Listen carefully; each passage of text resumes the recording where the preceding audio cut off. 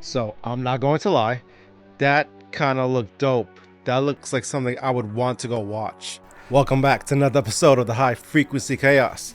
All right, everyone, grab your drinks of choice, water, non-alcoholic beverages or alcoholic beverages, as we dive in to some more creepy and disturbing TikToks. Diving in further into the book of Enoch. And cheers to you. Let's dive down some more rabbit holes. What's up, Doc?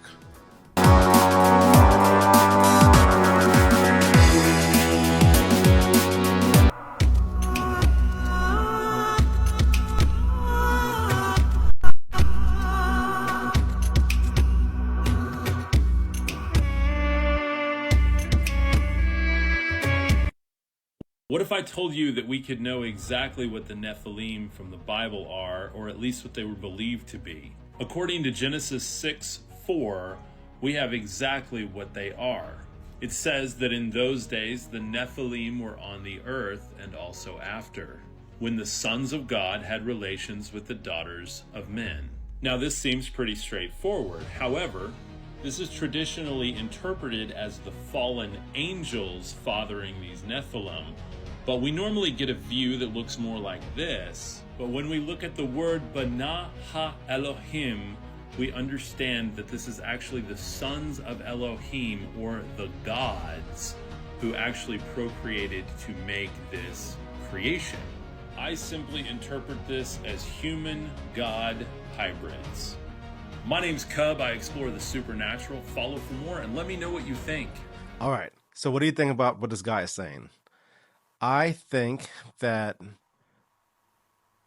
he has some insight there when it comes to his perception. Everyone perceives, things differently. They adapt, cope, and they live with things differently and perspectives, culture, religion. I agree to some extent to what he's saying, and to the extent I would say that the Greek gods are interesting. The little g gods, or even the American gods, or these false entities. They're gods compared to us because of their supernatural strength, abilities, and so forth. So these small g gods, I believe they are the watchers, or were the watchers of us, and they helped us evolve. But as far as being a part of their bloodline, I don't know. Some people would argue that they come from a, majestical, Nephilim bloodline.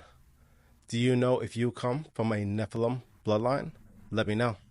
To explain why Himalayan salt looks like meat, I'll give you a hint. We live on the remnants of a much larger past. It is believed that long ago, giants walked the earth. The Book of Enoch mentions a race called the Nephilim, giants that emerged from the union between fallen angels and human women. These beings were immense, powerful, and possessed knowledge far superior to human capabilities. Many buildings and details can be attributed to these giants. Think of the gigantic doors, the enormous tree trunks, and the colossal skeletons that have been discovered. But the topic goes even deeper. Tartaria was famous for its monumental architecture and advanced technology. Could the Nephilim have been part of this empire? Their great strength and knowledge could explain how such majestic structures were built, but there's more.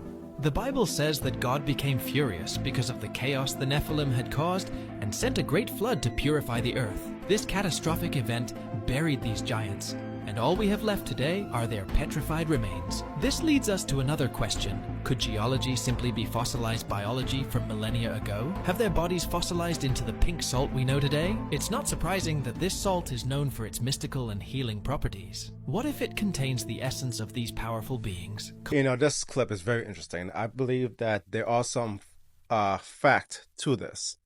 Some of these mountains, if you get like a real good aerial view, and there's a lot of clips on YouTube and TikTok showing how these mountains, how they symbolize like dragons or women, and even armor. In the first clip that we saw those huge swords that was like 50, 80 feet long, maybe longer. And yes, I do believe that that flood occurred.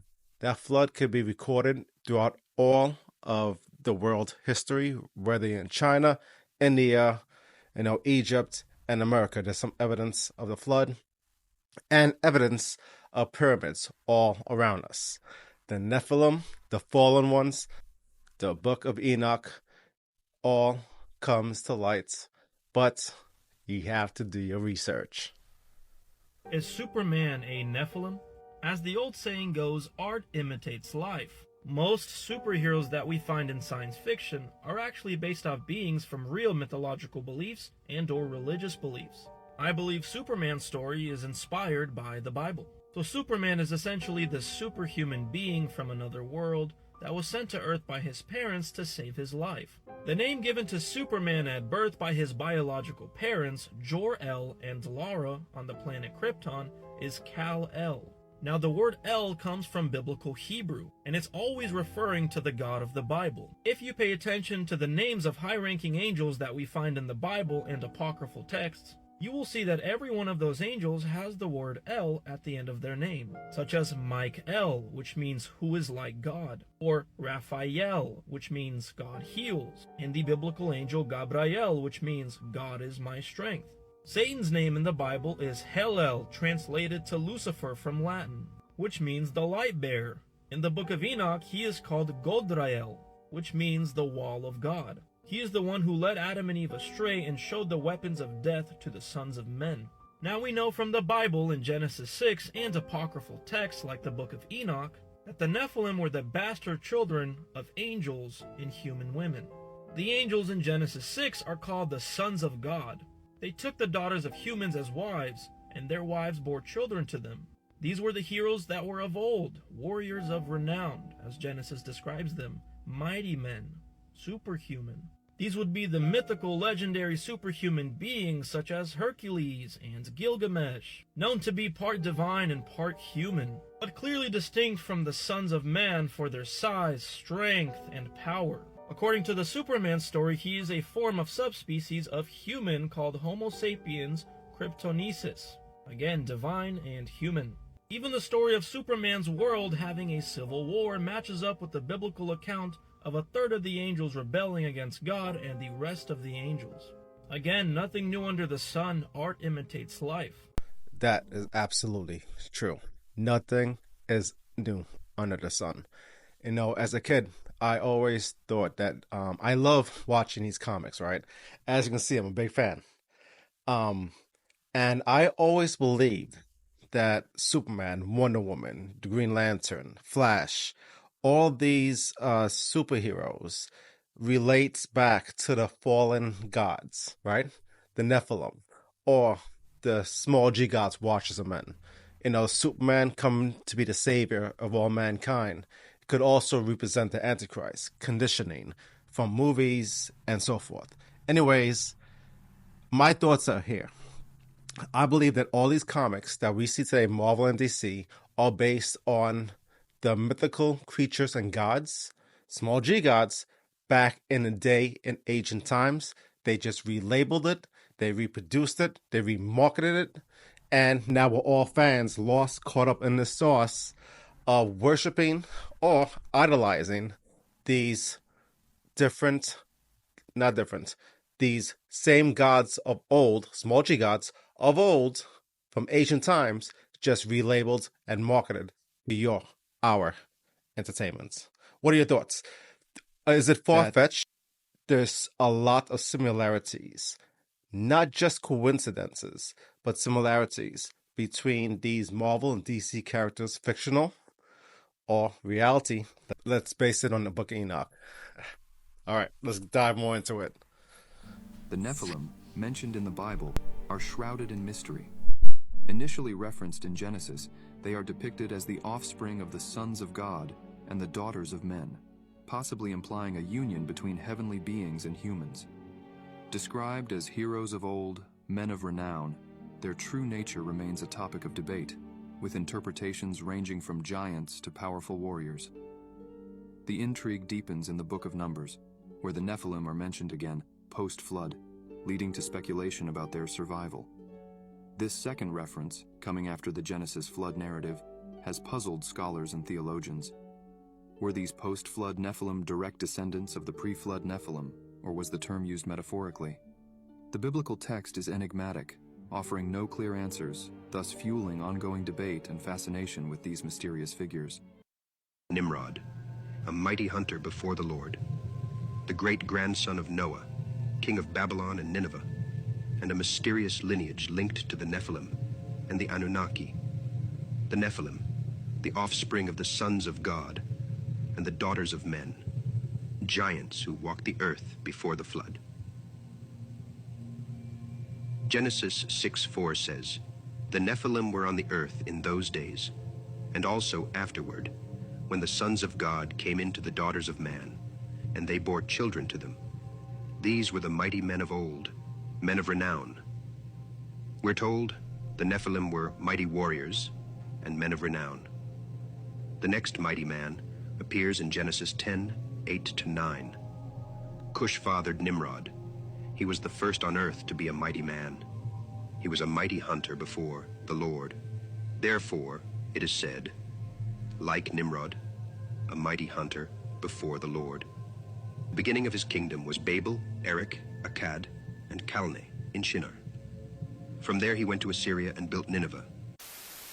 Nimrod emerges as a prime candidate for an Anunnaki Nephilim hybrid lineage. His reputation as a mighty hunter and a powerful king could be seen as evidence of his superhuman abilities, traits that might be inherited from his divine ancestry. His ambition to build the Tower of Babel, an edifice reaching the heavens, reflects the ancient desire to contention.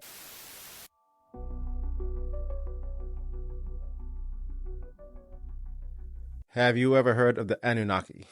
I mean, if you're following this channel and you know about the Book of Enoch, you know about the Anunnaki and their origins. I plan on doing a deeper dive on the Anunnaki, and the impact it had on ancient civilization. Again, small g gods that made a great impact and influence to the extent of building all these pyramids all around the world, covered under the sea, in mountains, in volcanoes, in New York, in America. There's a lot of pyramids here. We're going to do a pyramid deep dive soon. Let's get it. This one really isn't my story, but we'll talk about it briefly. Anybody in here know what that is? Okay, so we got at least one person in here that knows what it is. Let me show you another picture, close-up of it. Okay, we'll go back to the first one here. Summer before last. Private property, central Utah. 2 men entered a cave on private property down there. There was 2 unusual stones inside the cave. One of the stones gave off light. They didn't dare touch it. They left it where it was. This is the other stone which they took out, which I've been able to handle and so forth. They've done electron microscope, a lot of electron microscope photographs, and they've taken little flakes of the different colors off to run testing on them to see if it's a fraud or if it's real, to see what the pigments are made up of. It's got human urine, it's got human blood, it's got all kinds of different things in these pigments. It is authentic back to 1600 BC, found in central Utah. They're trying to do some more work with the cave right now to determine if there's other antiquities and so forth in the cave. There's lots of really cool stuff that happens in Utah, and obviously not hardly anybody hears about it. You haven't seen it in the book. I don't know if you ever will. How big is that camp? That's about the size of an ostrich egg on a rock, just a stone, like a river stone. And this doesn't give it justice when you can see it good, and I've got some better pictures if my all my machinery hadn't given me so much grief when I lost my presentations. I've got pictures of the back and that, which is just a regular river rock and that. But this thing is about the quality of something you'd expect to see in the Louvre or something like that, just painted on a river rock. Very interesting piece of antiquity. I can't tell you those kind of things on any of this stuff. I mean, to be honest with you, I don't know who owns it. I know who had access to it when I saw it, but I can't even give you that information. That's not for me to give. You see, my brothers and sisters, they just discovered a femur in Brazil. Looks like it's probably about 5 feet long. You know, in my estimations, that would probably put this Nephilim being to be about 20 feet tall. You see, my brothers and sisters, these things were all over Earth. It wasn't just like in Afghanistan. It wasn't just in the Indian mounds of America. This is in Brazil.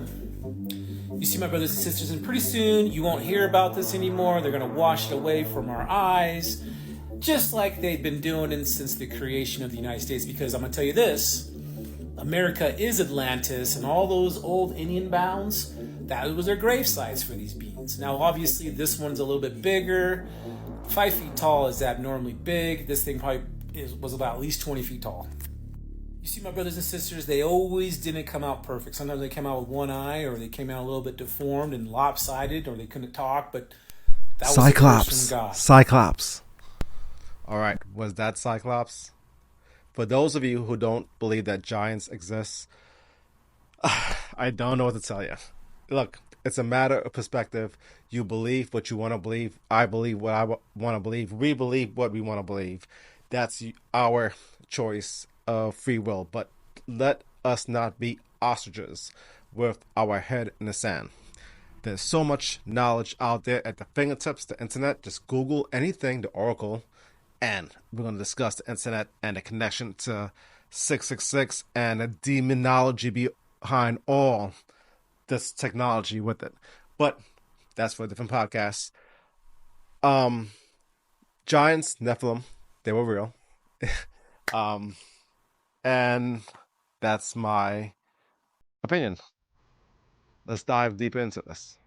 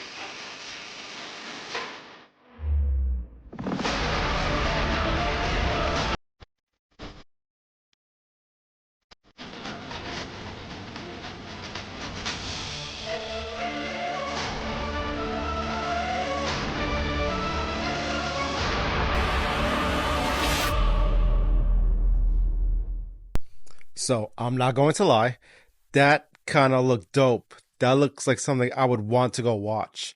Shit, maybe I won't have to go watch it. It's coming to a city near you. Ha. Conclusion. Yo, what is that?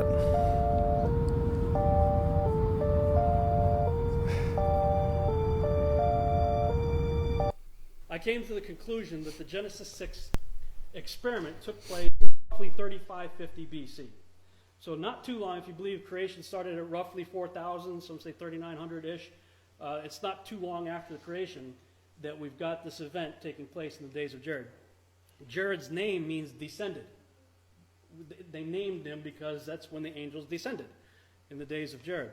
So if my calculations are correct, that took place in 3550 BC. One of the reasons why I do not believe in multiple incursions is because I don't think that Genesis 6 even remotely supports it, even in the verse that people use. For instance, especially if you take into the account of the testimony of the book of Enoch, landing in the days of Jared, you end up with the Nephilim were in the earth in those days. What days? The days of Jared. And also after that, what is that? The days of Jared. When the sons of God came unto the daughters of men in the days of Jared, and they bare children to them, the same, now this is important, the same ones that the author's talking about the ones who were born in the days of Jared, were the mighty men that were of old. And the Hebrew word there is olam. Olam's translated 136 times as forever and 110 times as everlasting. In other words, very, very long time ago. So the same guys that Moses is talking about were from a very long time ago. They became the men of renown. And the reason I'm focusing on Olam there is because Moses is writing this about 850 years after the flood. He would not have used the word Olam to describe the Nephilim that they just saw in the land of Canaan just recently. The same became the mighty men that were of Olam long, long time ago.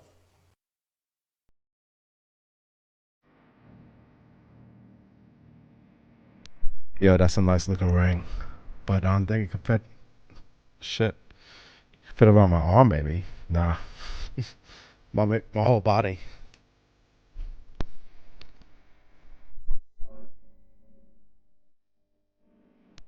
I wonder how heavy that thing would be. Maybe I could wear it as a belt. That'd be a dope belt. Would you wear that as a belt?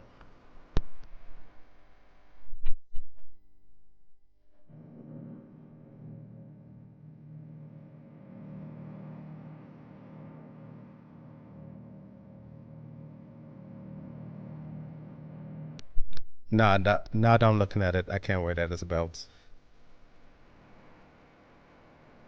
Maybe an arm band. Yeah, an arm band. Yeah.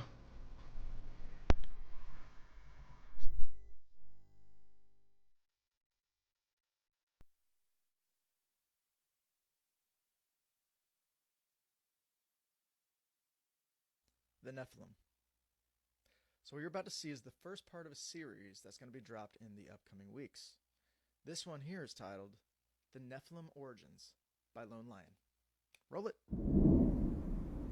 From these unions came the Nephilim, described as giants and heroes of great renown. Who were the Nephilim?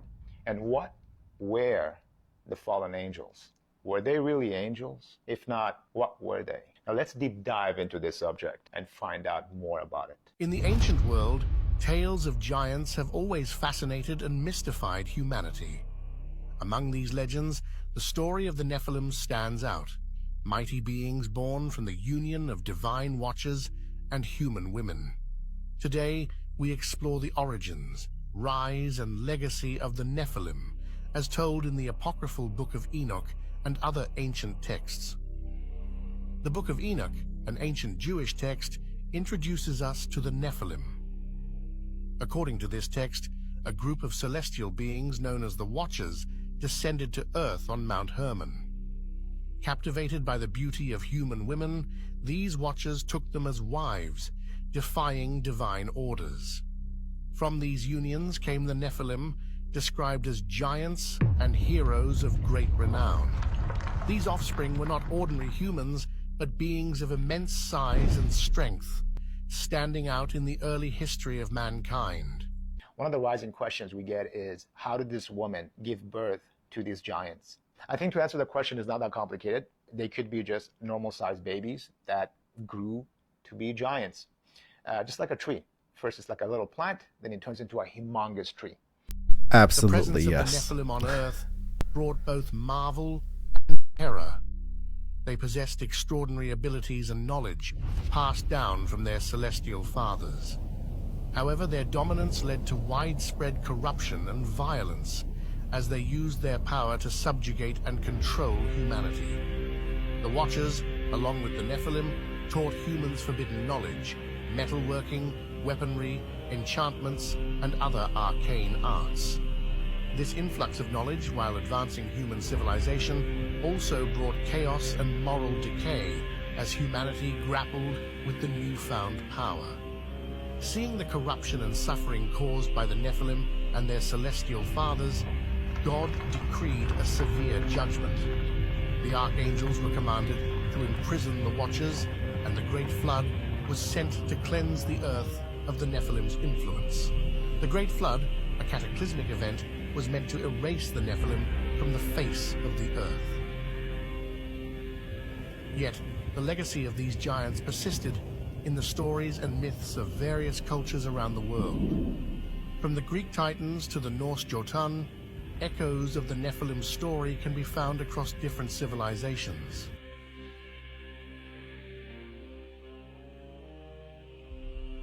So thank you for watching this, and I'll see you on my next video. Super stoked to watch this series when it comes out. If you've heard about this series coming out, or if you're going to watch it, we should do a watch party and react to it. That looks super dope. Anyways, guys, it's been great chilling with you again on this beautiful, beautiful Tuesday. We're live. We're doing reactions together. We're watching it. We're discussing it. And we're learning the most important thing. Until next time, stay safe, stay blessed in these dark, deceptive times. HFC out. Peace.